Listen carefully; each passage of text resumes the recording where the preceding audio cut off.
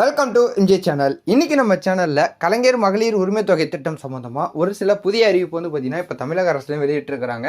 அதாவது இன்னையிலேருந்து பார்த்தீங்கன்னா புதிய விண்ணப்பதாரர்கள் அப்ளை பண்ற வகையில் சிறப்பு முகாம்கள் பார்த்தீங்கன்னா நடத்தப்பட இருக்குது.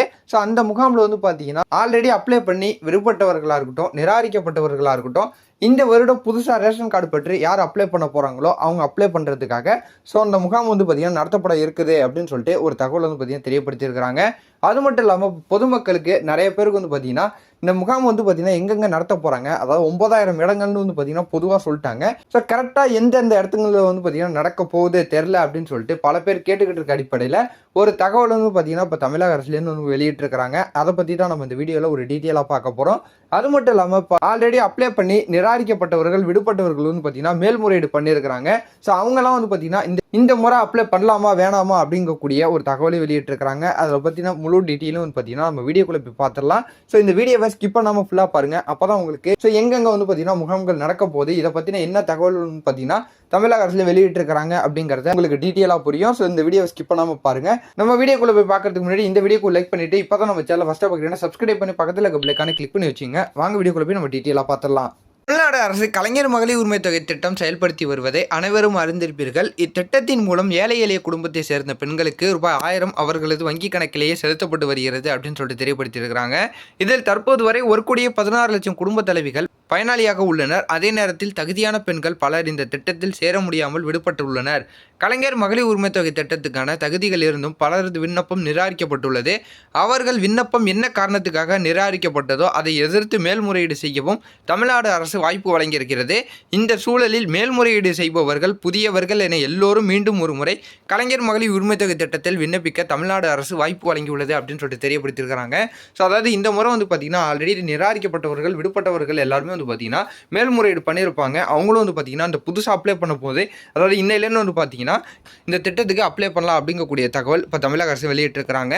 அது மட்டும் இல்லாமல் தமிழ்நாடு முழுவதும் 9000 இடங்களில் இன்று மக்களுடன் முதல்வர் திட்டத்தின் சிறப்பு முகாம் நடக்கிறது. அதில் கலந்து கொண்டு இதுவரை கலைஞர் மகளிர் உரிமை தொகை திட்டத்தில் சேராத புதியவர்கள் விண்ணப்பிக்கலாம் அப்படின்னு சொல்லிட்டு பார்த்தீங்கன்னா தெரியப்படுத்தியிருக்கிறாங்க. புதிதாக ரேஷன் கார்டு வாங்கியவர்கள், ஏற்கனவே விண்ணப்பித்து விண்ணப்பம் நிராகரிக்கப்பட்டவர்கள், இதுவரை விண்ணப்பிக்காதவர்கள் என எல்லோரும் விண்ணப்பிக்கலாம் அப்படிங்கக்கூடிய தகவலும் வந்திருக்குது. ஸோ எல்லாருக்குமே பார்த்தீங்கன்னா ஒரு சான்ஸ் கொடுத்துருக்குறாங்க. ஸோ இதில் பார்த்தீங்கன்னா எல்லாருமே பார்த்தீங்கன்னா அப்ளை பண்ணலாம். அப்படி அப்ளை பண்ணாலும் சரி, ஒரு தகுதி அடிப்படையில் இருக்கிறவங்களுக்கு மட்டும்தான் பார்த்தீங்கன்னா இந்த முறை இந்த மகளிர் உரிமை தொகையானது கிடைக்கும். நீங்கள் தெரிந்து கொள்ள வேண்டிய மிக முக்கியமான விஷயம் என்னவென்றால் கலைஞர் மகளிர் உரிமை தொகை திட்டத்துக்கு தமிழ்நாடு அரசு நிர்ணயித்திருக்கும் தகுதிகள் அனைத்தும் பொருந்தி போகிறதா என்பதை பார்த்துக் கொள்ளுங்கள் அப்படின்னு சொல்லிட்டு பார்த்தீங்கன்னா தெரியப்படுத்தியிருக்கிறாங்க. அப்படி பொருந்தி போகிறது என்றால் உங்களின் விண்ணப்பம் ஏற்கப்படும். இல்லை என்றால் அதிகாரிகள் கலை ஆய்வில் விண்ணப்பங்கள் மற்றும் அதனுடன் இணைக்கப்பட்டுள்ள சான்றுகளை மறு ஆய்வு செய்வார்கள் அப்படின்னு சொல்லிட்டு தெரியப்படுத்தியிருக்கிறாங்க. ஸோ 1க்கு 2 முறை பார்த்தீங்கன்னா நீங்கள் கொடுக்கக்கூடிய அப்ளிகேஷன் பார்த்தீங்கன்னா சரி பார்த்துட்டா உங்களுடைய விண்ணப்பம் பார்த்தீங்கன்னா செலக்ட் பண்ணப்படும் அப்படிங்கக்கூடிய தகவல் பார்த்தீங்கன்னா வந்திருக்குது. ஸோ அதில் கலைஞர் மகளிர் உரிமை தொகை விதிமுறைகளுக்கான தகுதிகள் உங்களிடம் இல்லை என்பதை உறுதி செய்து உங்களின் விண்ணப்பத்தை நிராகரித்து விடுவார்கள். மிக முக்கியமான தகுதிகள் என்னவென்றால் ரேஷன் அட்டை, ஆதார் அட்டை உள்ளிட்ட ஆவணங்கள் இருக்க வேண்டும். குடும்ப ஆண்டு வருமானம் 2.5 லட்சத்துக்குள் இருக்க வேண்டும். வருமான வரி, ஜிஎஸ்டி, தொழில் வரி 2.5 லட்சத்துக்கு மேல் சம்பாதித்து கட்டுபவர்களாக இருக்கக்கூடாது அப்படின்னு சொல்லிட்டு தெரியப்படுத்தியிருக்கிறாங்க. ஸோ இவங்களுக்குலாம் பார்த்தீங்கன்னா அந்த விண்ணப்பம் நிராகரிக்கப்படும் அப்படிங்கக்கூடிய தகவல் இப்போ வெளிவந்திருக்குது.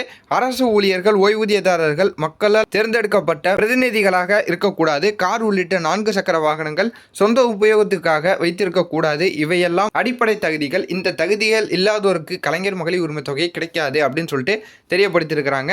ஸோ இந்த விஷயங்கள்லாம் இருந்ததுனா பார்த்தீங்கன்னா உங்களுடைய அப்ளிகேஷன் ரிஜெக்ட் பண்ணப்பட்டு இந்த முறை பார்த்தீங்கன்னா உங்களுக்கு மகளிர் உரிமை தொகையானது கிடைக்காது அப்படின்னு சொல்லிட்டு தெரியப்படுத்தியிருக்கிறாங்க. சரி, இல்லை ஃபைனலாக பார்க்க போகணும்னா எங்கே தான் போய் அப்ளை பண்ணுறது, எங்கே தான் பார்த்தீங்கன்னா முகாம் போட போகிறாங்க, இந்த 9000 இடங்கள்னு பார்த்தீங்கன்னா சொல்லியிருக்கிறாங்க. அப்படி சொன்னாலும் பார்த்தீங்கன்னா கரெக்டான இடம் சொல்லலை அப்படின்னு சொல்லிட்டு பொதுமக்கள் கேட்ட அடிப்படையில் ஸோ இப்போ தமிழக அரசில் என்ன சொல்லியிருக்கிறாங்க அப்படின்னு சொல்லிட்டு பார்க்கும்போது உங்கள் ஊரில் இருக்கும் தாலுகா அலுவலகத்திற்கு சென்றால் கலைஞர் மகளிர் உரிமை தொகைக்கு விண்ணப்பிக்கலாம். அல்லது முகாம் எங்கு நடைபெறுகிறது என்ற தகவலை அங்கிருக்கும் அதிகாரிகள் தெரிவிப்பார்கள். அதை கேட்டு அங்கு சென்று உங்கள் மனுக்களை கொடுக்கவும், ஆவணங்களை சரியாக இணைக்கவும், விண்ணப்பத்தில் பிழை இல்லாமல் பார்த்து கொள்ளுங்கள், எல்லா ஆவணங்களையும் இணைத்திருக்கிறீர்களா என பார்த்து கொள்ளவும் அப்படின்னு சொல்லிட்டு தெரியப்படுத்தியிருக்கிறாங்க. ஸோ தாலுகா அலுவலகத்தில் சென்று பார்த்தீங்கன்னா விண்ணப்பிக்கலாம். அப்படி இல்லை முகாமில் தான் பார்த்தீங்கன்னா விண்ணப்பிக்கணும் அப்படின்னு சொன்னால் கூட அங்கே இருக்கக்கூடிய அதிகாரிகள் பார்த்தீங்கன்னா எங்கெங்கே முகாம் நடத்தப்படுது அப்படின்னு சொல்லிட்டு அவங்க தெரியப்படுத்துவாங்க. நீங்கள் அந்த முகாமில் போயிட்டு பார்த்தீங்கன்னா விண்ணப்பிக்கலாம் அப்படின்னு சொல்லிட்டு தெரியப்படுத்தியிருக்கிறாங்க. ஸோ புதுசாக அப்ளை பண்ண போகிறவங்களாகட்டும், ஆல்ரெடி அப்ளை பண்ணி நிராகரிக்கப்பட்டவர்கள் விடுபட்டவர்கள் எல்லாருமே வந்து பார்த்தீங்கன்னா அந்த முகாமில் அப்ளை பண்ணலாம் அப்படிங்கக்கூடிய தகவல் வந்து பார்த்தீங்கன்னா வந்திருக்குது. ஸோ தகுதி அடிப்படையில் இருக்கிறவங்களுக்கு இந்த மகளிர் உரிமை தொகையானது இந்த வருடத்துலேயும் கிடைக்கும் அப்படிங்கக்கூடிய தகவலை வந்து பார்த்தீங்கன்னா தெரியப்படுத்தியிருக்கிறாங்க. ஸோ இந்த மகளிர் உரிமை தொகை திட்டம் மூலிமா வேறு ஏதாவது தகவல்கள் தெரிய வந்ததுன்னா நான் உங்களுக்கு அதை அடுத்தடுத்த வீடியோவில் அப்டேட் பண்ணிக்கிட்டே இருக்கிறேன். தொடர்ந்து நம்ம சேனலை வாட்ச் பண்ணிக்கிட்டே இருங்க. சப்ஸ்கிரைப் பண்ணி பக்கத்தில் இருக்க பெல் ஐகானை கிளிக் பண்ணி வச்சுங்க. இந்த தகவல் உங்களுக்கு பயனுள்ளதாக இருந்ததுன்னா உங்கள் ஃப்ரெண்ட்ஸ் அண்ட் ஃபேமிலி எல்லாருக்கும் ஷேர் பண்ணி விடுங்க. அவங்களும் பார்த்து தெரிஞ்சுக்கிட்டோம். இதே போல வரதான் நல்ல தகவல் நல்ல அப்டேட்டோட நான் உங்களை அடுத்தடுத்த வீடியோவில் வந்து பார்க்குறேன்.